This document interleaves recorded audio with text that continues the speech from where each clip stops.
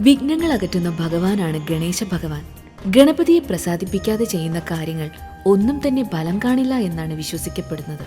ഇപ്പോൾ മിക്ക വീടുകളിലും പല രീതിയിലുള്ള ഗണേശ വിഗ്രഹങ്ങൾ കാണാം.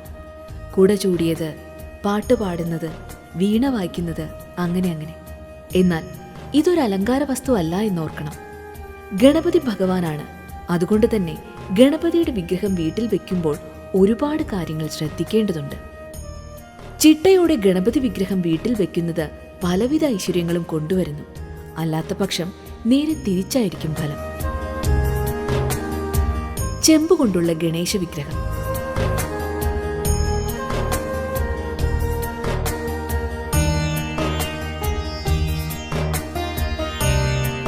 സന്താനങ്ങളുടെ ഉയർച്ചയ്ക്കായി ചെമ്പുകൊണ്ടുള്ള ഗണേശ വിഗ്രഹം കിഴക്കോട്ടോ തെക്കോട്ടോ ദർശനമായി ഭവനത്തിൽ വെക്കണം.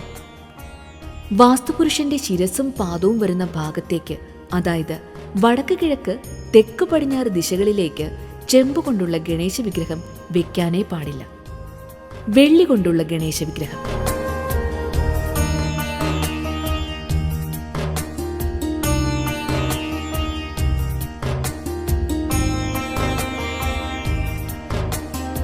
ഇത്തരം വിഗ്രഹങ്ങൾ ഭവനത്തിൽ സ്ഥാപിക്കുന്നത് പേരും പെരുമയും കൊണ്ടുവരുമെന്നാണ് വിശ്വാസം. വെള്ളിയിൽ തീർത്ത ഗണേശ ചിത്രവും ഇതേ ഫലം നൽകും. തെക്ക് കിഴക്ക്, പടിഞ്ഞാറ്, വടക്ക് പടിഞ്ഞാറ് ദർശനമായി വെള്ളി ഗണേശ വിഗ്രഹം വെക്കുന്നതാണ് ഉത്തമം. പിച്ചള കൊണ്ടുള്ള ഗണേശ വിഗ്രഹം.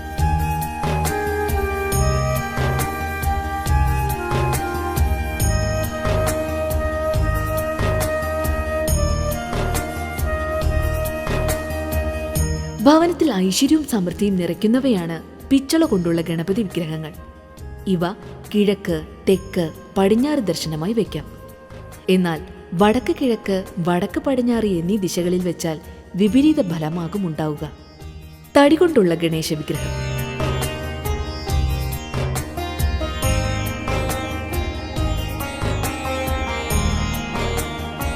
തടി കൊണ്ടുള്ള ഗണേശ വിഗ്രഹം വീട്ടിൽ വെച്ചാൽ ആയുരാരോഗ്യവും അഭിവൃദ്ധിയുമാണ് ഫലം. ഇത്തരം വിഗ്രഹങ്ങൾ വടക്ക് കിഴക്ക്, വടക്ക്, കിഴക്ക് ദിശകളിൽ വെക്കുന്നതാണ് ഉത്തമം. തെക്ക് കിഴക്ക് ദർശനമായി വെക്കാനേ പാടില്ല. കളിമണ്ണ് കൊണ്ടുള്ള ഗണേശ വിഗ്രഹം.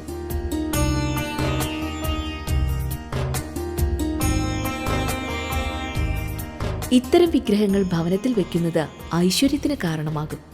ഗുണഫലങ്ങൾ ലഭിക്കാൻ തെക്ക് പടിഞ്ഞാറ്, അതായത് കന്നിമൂല ദർശനമായി തന്നെ വെക്കണം. കളിമൺ ഗണേശ വിഗ്രഹങ്ങൾ പടിഞ്ഞാറോട്ടോ വടക്കോട്ടോ ദർശനമായി വെക്കുന്നത് ദോഷത്തിന് കാരണമാകും.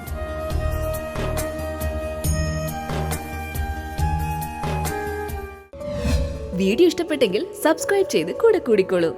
നമുക്ക് ഒരുമിച്ച് ലൈക്ക് അടിച്ച് യാത്ര പോകാം. കൂടെ ബെൽ ഐക്കൺ കൂടി ഒന്ന് എനേബിൾ ചെയ്തേക്കണേ.